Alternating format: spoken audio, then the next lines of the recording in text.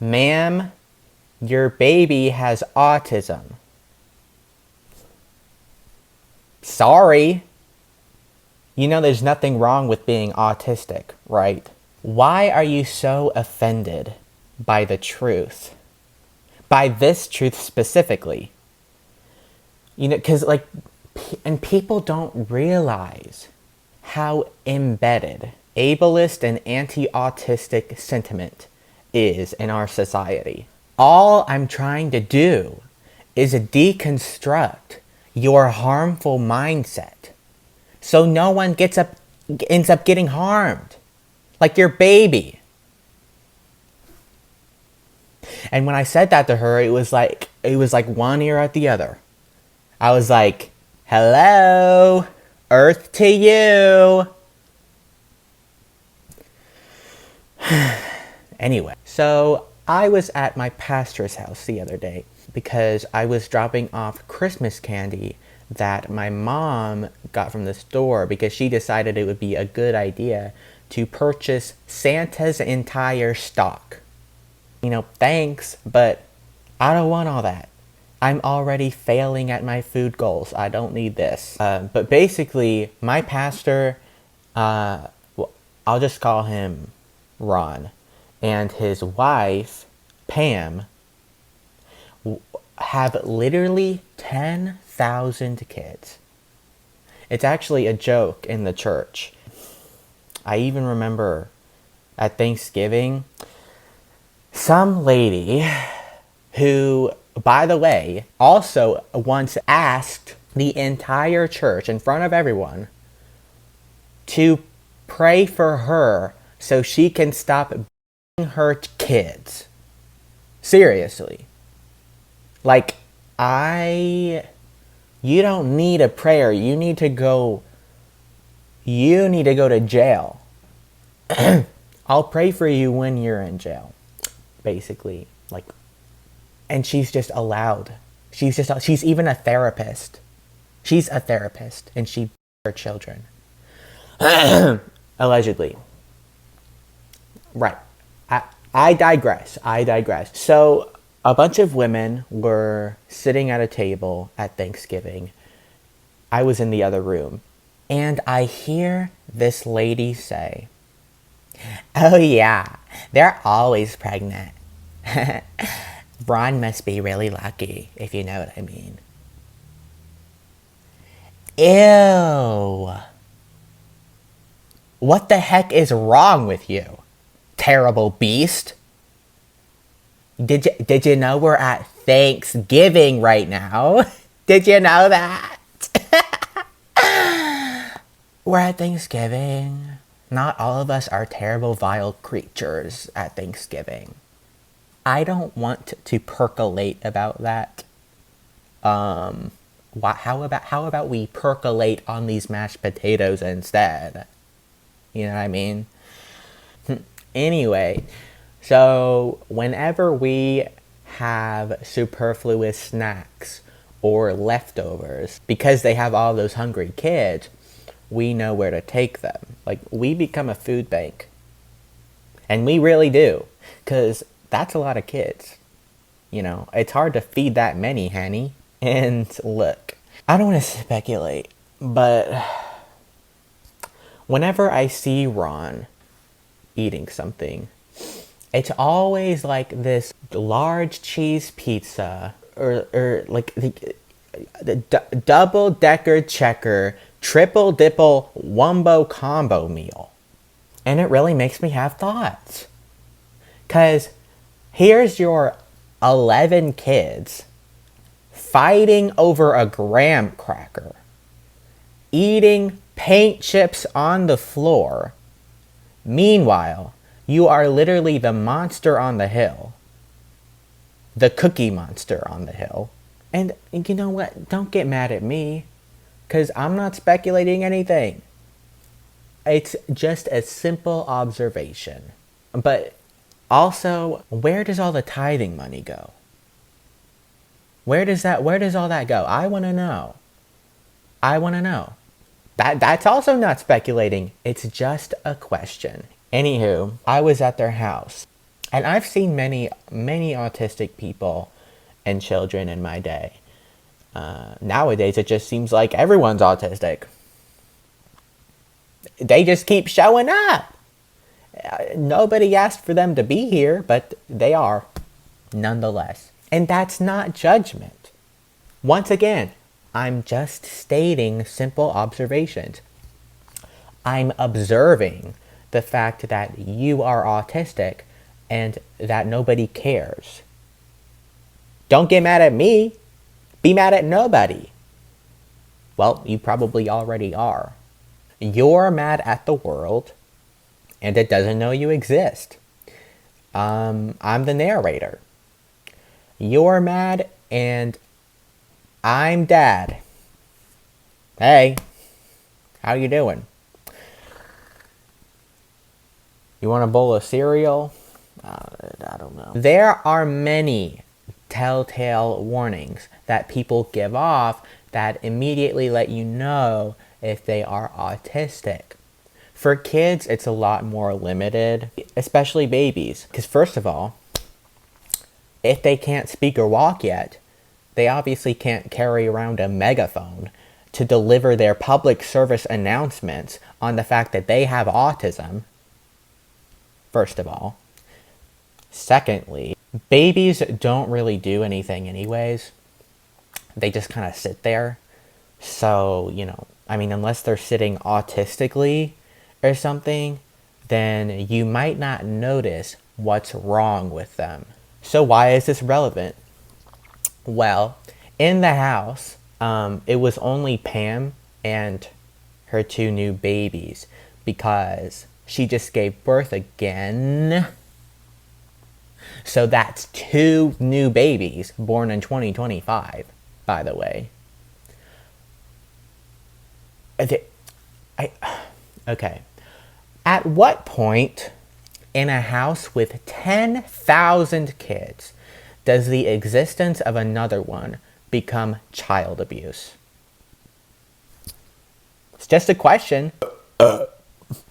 Yeah, so I don't really know how to interact with babies because, well, like I said, they don't really do anything. They're as sentient as a ball of slime. What am I supposed to do with that? I mean, at least with a ball of slime, you can poke and prod at it. If you do that to someone's baby, you'll get slapped in the face. Anyway, so my go-to is to play music for the baby. Normally when I do this, I've only done it 2 other times, but normally it will have some kind of effect on the baby and it's never been negative. When I see this thing have a reaction to something I know, that helps me, round out my view of this ball of slime baby and humanize it a bit. And on a very surface level, it feels like me and this baby now relate to each other on something. And I'm also thinking about when I was younger, my parents would play rock adjacent music. And now that I'm older, that's the kind of stuff I like. That's the stuff I want to listen to. So, ideally, I'm hoping that it ends up staying with the baby in some formative way, and it'll end up liking good music later in life. So I put the ear pods in the baby's ears. They didn't really fit. I had to hold them in place, but I was only planning on doing it for like 30 seconds. And I had the volume down. I'd say it was probably only playing at like around 60 decibels. Maybe even less. And mind you, the earpods weren't even fully in.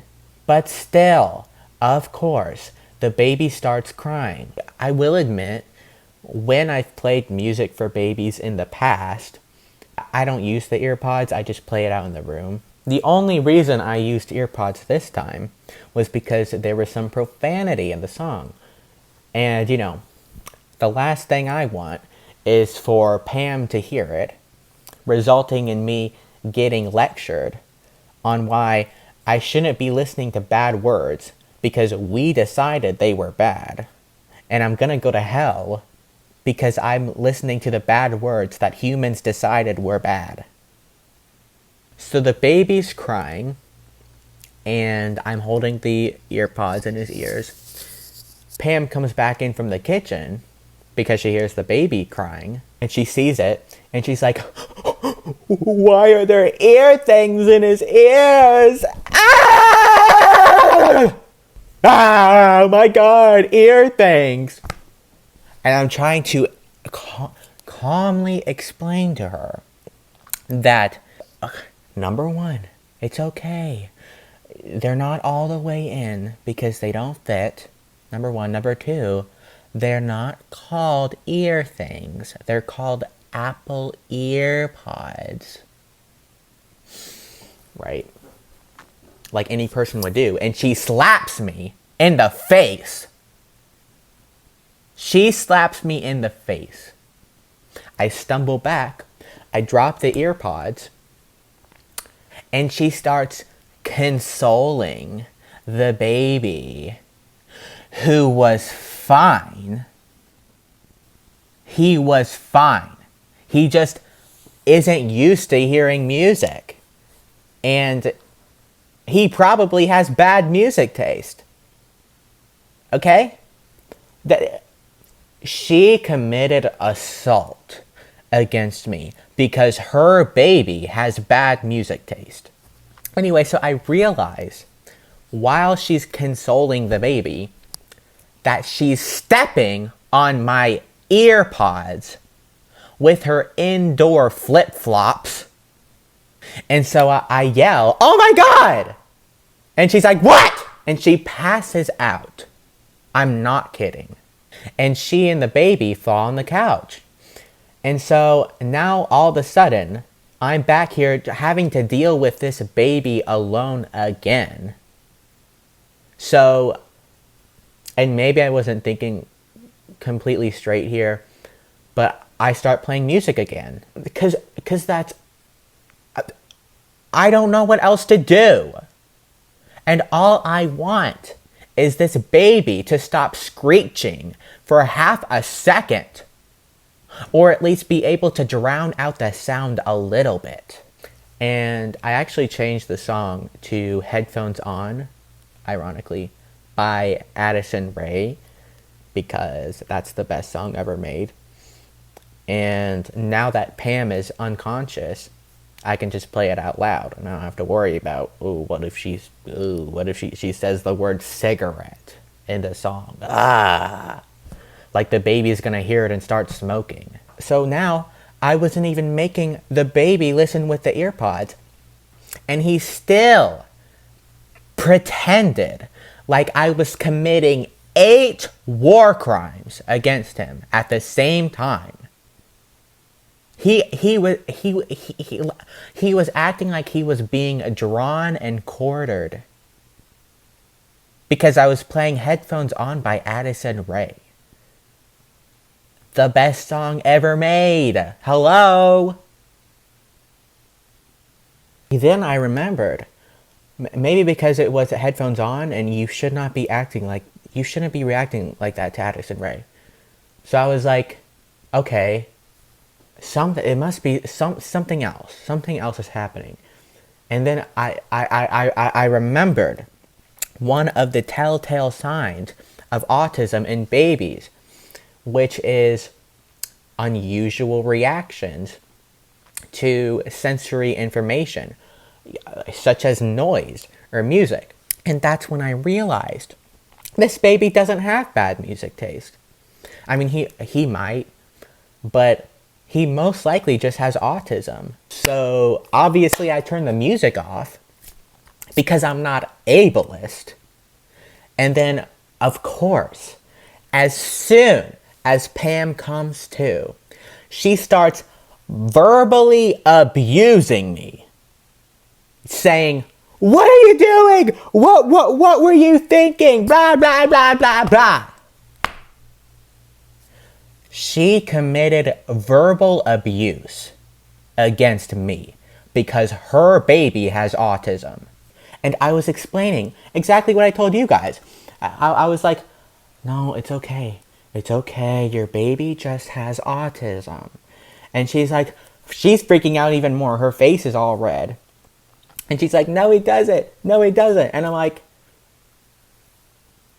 well, I don't know. We can't be so sure. And you know, after an extended period of time of being berated, you kind of have to make a choice. You can either take it or stand your ground. So I do the latter. And I say, you know what? You should be thanking me. You should be thanking me. Because this could potentially save you years of questions about what's wrong with him. And this is the thanks I get. She then slaps me again. So that's 2 counts of assault, by the way. And she kicks me out. Which at this point, I was overjoyed to escape that insane asylum. I was overjoyed. Y'all, I think I screamed too much. My voice feels like there's 300 pounds of venom trapped. It hurts to talk. But here we are. I haven't heard anything else from them. I don't know what's going to happen on Sunday. Honestly, I'm tired of that cult-like church anyway. You know, if I get excommunicated, trust I will not be fighting that whatsoever. I won't be. I mean, imagine having such a visceral, violent reaction of rage to finding out your child has autism in 2026. Are we serious? Is that how behind we are as a society in accepting neurodivergent people? And I just wanted to say that the second song that I played the baby, headphones on, is a very calming song. It actually would have been perfect for the predicament that the baby was in if he had just listened to the lyrics. But no. Most babies love Addison Rae, mind you. I mean, I know he's autistic, but come on. Also, how was I supposed to know he had autism before I played music? That just seems unfair to me. Whatever. Well, I hope you guys enjoyed this video. I have more stories about this church and family, so maybe I will share those as well. But I just had to get this off my chest and hopefully helps destigmatize autism. But yeah, I'll see you guys. Thanks for watching.